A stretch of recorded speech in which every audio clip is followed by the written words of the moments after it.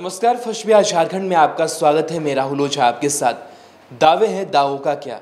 हम ऐसा इसलिए कह रहे हैं क्योंकि वैश्विक महामारी के बीच लगातार सरकार बड़े बड़े दावे कर रही है। बिहार सरकार की तरफ से कहा जा रहा है कि करीब 1,52,00,000 लोगों तक जो 1,000 रुपये हैं वो पहुंचाने की पहल की गई है। लेकिन हकीकत क्या है, उसकी पोल खोलते हुए खुद सरकार नजर आती है।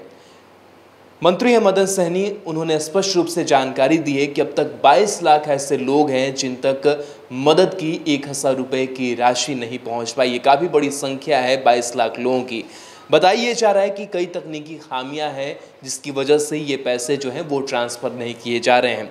बताया कारण ये जा रहा है कि आधार सीडिंग का जो काम है वो इन राशन कार्ड के साथ नहीं हुआ है, लिहाजा 1,000 रुपये का जो ट्रांसफ़र है वो इनके खातों तक नहीं हो पा रहा है। अब सरकार ये कह रही है कि जो अकाउंट नंबर है, अकाउंट डिटेल्स है वो लिए जाएंगे और सीधे पैसे जो है वो ट्रांसफ़र कर दिए जाएंगे। लेकिन सवाल यही उठता है कि जब भी आपदा की घड़ी आती है तब हम तैयार होना शुरू कर देते हैं और तब हम सारी चीज़ों को खोजने लगते हैं कि कहाँ कहाँ कमियां हैं और कैसे लोगों तक जो मदद है वो पहुंचानी। अगर ये तैयारियां पहले से हुई रहती, अगर सारी चीज़ें पहले से दुरुस्त हुई रहती तो पैसे ट्रांसफ़र करने में काफ़ी ज़्यादा समय नहीं लगता है।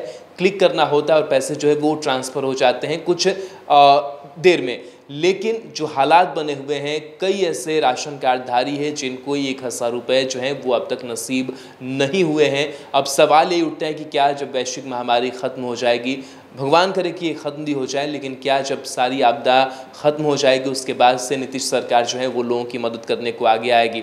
आपको साथ ही बता दें कि सरकार ने ये भी कहा है कि 30 मई तक सबको जो राशन कार्ड है वो दे दिया जाएगा और कोरोना महामारी के बीच 3 लाख से ज़्यादा परिवारों तक जो राशन कार्ड है वो मुहैया कराया गया है। तो तमाम जो ये दावे थे वो चल रहे हैं, लेकिन इस बीच कहीं ना कहीं ये देखा जा रहा है कि लगातार जो कमियां हैं, सिस्टम में गड़बड़ियां हैं वो देखने को मिल रही है, जिसका जो कह सकते हैं कि नुकसान है वो बिहार के लोगों को उठाना पड़ रहा है। यानी कि अब तक कह सकते हैं कि इन खातों में चवन्नी भी अब तक नसीब नहीं हो पाई है कि लोग इन पैसों का इस्तेमाल कर सकें और जो लोग हैं वो राशन के साथ साथ जो कुछ अपने आर्थिक खर्चे हैं वो इस बीच उठा सके।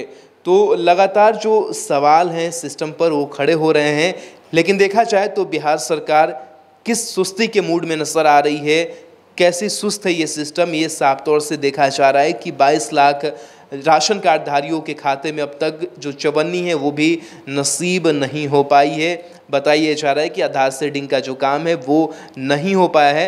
हालांकि अब ये पहल की जा रही है कि अब जो बैंक डिटेल के आधार पर जो उनके खाते में पैसे वो डायरेक्ट ट्रांसफ़र किए जाएंगे और इसकी जो जानकारी है वो खाद्य उपभोक्ता संरक्षण मामलों के जो मंत्री है मदन सहनी, उन्होंने दी है कि 22 लाख लाभुकों तक अब तक आर्थिक मदद जो है वो नहीं पहुंच पाई है। बिहार के आधुनिक अस्पतालों में से एक NSMCH multi speciality 350 bedded hospital, अनुभवी डॉक्टर एवं ट्रेन्ड पैरामेडिकल स्टाफ, विश्व स्तरीय सुविधाओं के साथ अत्याधुनिक ऑपरेशन थिएटर, ICU, NICU, निशुल्क OPD परामर्श, 24 घंटे इमरजेंसी सर्विसेज और जटिल गर्भावस्था का इलाज। Netaji Subhash medical college and hospital, Amhara, Bihta, Patna.